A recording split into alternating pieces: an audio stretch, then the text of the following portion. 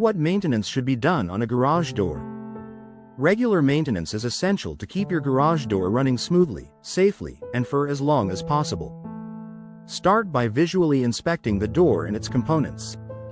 Look for any signs of wear, such as frayed cables, bent tracks, or loose hardware. Tighten screws, bolts, and brackets as needed to ensure everything is securely in place. Next, test the balance of your garage door. Disconnect the opener and manually lift the door halfway. A properly balanced door should stay in place without falling or rising. If it doesn't, the springs may need adjustment, which is a job best left to a professional due to the high tension involved. Lubrication is another key step.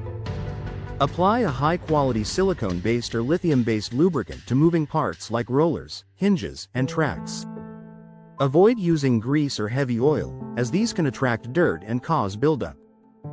Be sure to also lubricate the springs and bearing plates for smoother operation.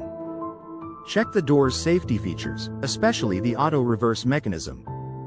Place a small object, like a block of wood, under the door as it closes. If it doesn't reverse automatically, clean the photo eye sensors and ensure they're aligned properly. If the issue persists, it might need professional attention. Lastly, clean the tracks with a damp cloth to remove debris and dirt, but avoid lubricating them.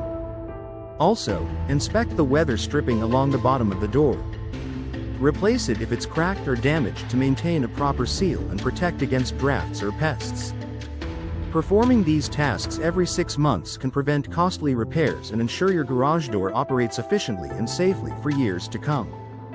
For more complex issues, always consult a garage door professional.